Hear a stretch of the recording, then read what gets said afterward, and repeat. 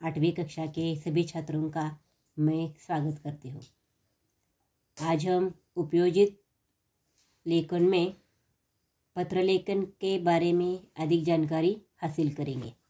तो देखिए, पत्र लेखन किस तरह लिखा जाता है ये तुम जानते हो, लेकिन नए पाठ्यक्रम के अनुसार इस पत्र लेखन के कुछ नियम अलग हो गए हैं। इस कक्षा में हमें पत्र लेखन किस तरह लिखा जाएगा इसके बारे में जानकारी प्राप्त करेंगे। तो देखिए, पत्र लेखन किसे कहते हैं?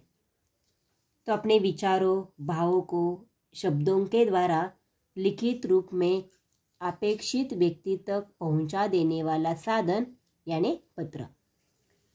हम सभी पत्र लेखन से परिचित हैं ही। आजकल हम नई नई तकनीकों को अपना रहे हैं, जैसे कि मोबाइल।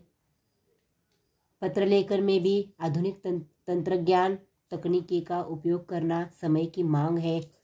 आने वाले समय में आपको ईमेल भेजने के तरीके से भी अवगत होना जरूरी है। अतः इस साल से पत्र लेखन के नए प्रारूप के अनुरूप ईमेल की पद्धति अपनाना अपेक्षित है। तो यहाँ हमारे पाठ्यपुस्तक में पत्र लेखन का प्रारूप दिया गया है। पत्र लेखन 2 प्रकार के हैं। एक है औपचारिक पत्र लेखन और दूसरा है अनौपचारिक पत्र लेखन। तो सबसे पहले हमें पत्र लेखन के नियम प्राप्त करने हैं। वो नियम कैसे है? तो पत्र लेखन का पहला नियम है स्थान और दिनांक। ये स्थान और दिनांक में पत्र पाने वाला, उसका जो पता है, ये सबसे ऊपर हमें लिखना है और उसके नीचे तारीख लिखनी है। दूसरा नियम है संबोधन और अभिवादन। इसमें छात्र जिसे पत्र लिखना चाहता है उसके संबंध विशेष के अनुसार उसे शिष्टतापूर्ण संबोधन लिखना चाहिए। उदाहरण के तौर पर जो हमारे गुरुजी होते हैं, अध्यापक होते हैं, उसे हम आदरणीय लिखते हैं। अपने माताजी पिताजी होते हैं, उन्हें पूज्य पिताजी पूज्य माताजी लिखते हैं। अगर मित्र है अथवा अपना छोटा भाई बहन है तो उसके लिए हम क्या लिखते हैं? तो सस्नेह नमस्कार, शुभाशीर्वाद। छोटे हैं तो शुभाशीर्वाद लिखते हैं, यानी हमारे आयु के समान है, उसे सस्नेह नमस्कार लिखते हैं। यानी संबोधन सबसे पहले किसे कहते हैं? संबोधन का मतलब है कि जैसे पूज्य पिताजी, आदरणीय गुरुजी, प्रिय मित्र, प्रिय भाई बहन। और अभिवादन किसे कहते हैं? सादर प्रणाम, नमस्ते, सस्नेह नमस्ते, शुभाशीर्वाद, इसे अभिवादन कहते हैं। तीसरा नियम है पत्र का विषय। पत्र के विषय को 3 भागों में बांट दिया गया है। पहला है आरंभ, दूसरा है मध्य और तीसरा है अंत। तो इसमें आरंभ में हमें क्या लिखना है? तो इसके अंतर्गत कुशल समाचार लिखे जाते, जैसे कि तुम्हारा पत्र मिला, पढ़कर खुशी हो गई है, इस तरह की शुरुआत हम करते हैं। लेकिन व्यावसायिक पत्र में सीधे विषय प्रारंभ होता है। दूसरा है मध्य। यह पत्र का मुख्य भाग होता है। इसमें पत्र के मूल विषय को ध्यान में रखकर उचित ढंग से शुरू करना चाहिए। और तीसरा विषय है अंत।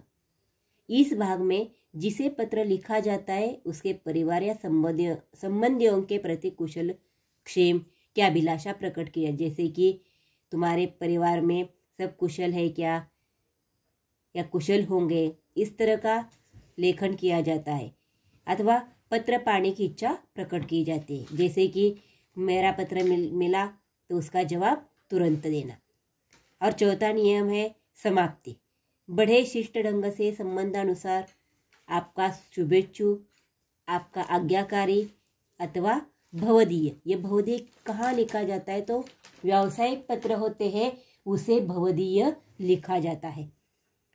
इस प्रकार पत्र लिखने वाले का परिचय और हस्ताक्षर हमें दाईं ओर सबसे नीचे होनी चाहिए।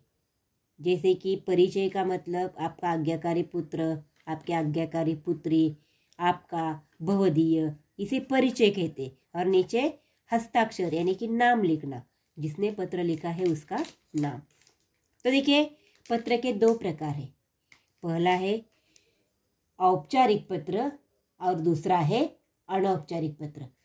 तो औपचारिक पत्र किसे कहते हैं? तो जो पत्र अपने सगे संबंधियों और परिचितों को लिखे जाते हैं, रिश्तेदारों से लिखे जाते हैं, उन्हें अनौपचारिक या घरेलू पत्र कहते हैं। जैसे माता पिता, भाई बहन, चाचा पुत्र, मित्र, सहेली आदि को जो पत्र लिखते हैं उसे अनौपचारिक पत्र कहते हैं। दूसरा प्रकार है औपचारिक पत्र लेखन। तो इसमें जो पत्र व्यावसायिक उद्देश्य से परिचितों या अपरिचितों को लिखा जाता है उन्हें औपचारिक या व्यावसायिक पत्र कहते हैं। जैसे कि पुस्तक विक्रेता हो, संपादक हो, सरकारी कार्यालय या अधिकारियों को हम पत्र लिखते हैं, उसे औपचारिक पत्र कहते हैं। लिखने की भाषा शुद्ध और प्रवाहमयी होनी चाहिए। जैसे कि हमें जो विचार लिखना है वह सीधी तरह वर्तमान काल में होना चाहिए। पत्र में कहीं भी अस्पष्टता नहीं होनी चाहिए। पत्र में कठिन भाषा का उपयोग आवश्यक नहीं है। बोलचाल की भाषा का ही प्रयोग करना चाहिए। जैसे हम घर में बोलते हैं, स्कूल में बोलते हैं, अपने पड़ोस में बोलते हैं, उसी तरह की भाषा पत्र में लिखनी चाहिए। वर्तनी और विराम चिन्ह। वर्तनी का मतलब है व्याकरण के अनुसार शुद्ध शब्द। विराम चिन्हों का योग्य स्थानों पर प्रयोग करना चाहिए। पत्र को परिच्छेदों में बांटकर लिखना चाहिए। परिच्छेद का प्रारंभ उचित अंतर छोड़कर करना चाहिए। लेकिन इस नए पाठ्यक्रम के अनुसार हमें पत्र लेखन सीधी तरह ने संगणकीय पद्धति के अनुसार लिखनी चाहिए। यानी कि बाई ओर हमें सब लिखना है कि सबसे ऊपर जो प्रति दिया है, प्रति और प्रेषक, ये जो दो भाग दिए हैं। प्रति का मतलब पत्र पाने वाला और प्रेषक का मतलब पत्र लिखने वाला। तो सबसे ऊपर इस पत्र में प्रति लिखना है, यानी पत्र पाने वाले का नाम और पता। उसके नीचे विषय लिखना है। तो देखिए यहाँ हमारे पाठ्यपुस्तक में हमें यहाँ एक नमूना दिया गया है। तो देखिए यहाँ औपचारिक पत्र का प्रारूप दिया है। सबसे ऊपर दिनांक लिखनी है, उसके नीचे प्रति यानी पत्र पाने वाले का नाम और पता, उसके नीचे विषय, संदर्भ, महोदय और विषय विवेचन। यह औपचारिक पत्र यानी कि व्यावसायिक पत्र है।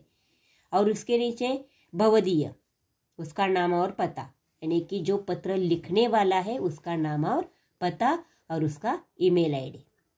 दूसरा प्रकार है अनौपचारिक पत्र। वही तरीका वही है, एक जैसा ही पत्र लेखन लिखना है, यानी कि संगणकीय पद्धति है, लेकिन लिखने में जो शब्द हमें लिखने अभिवादन के, संबोधन के, वो अलग प्रकार के। तो यहाँ भी सबसे ऊपर दिनांक लिखनी है, संबोधन लिखना है, अभिवादन लिखना है, विषय विवेचन लिखना है।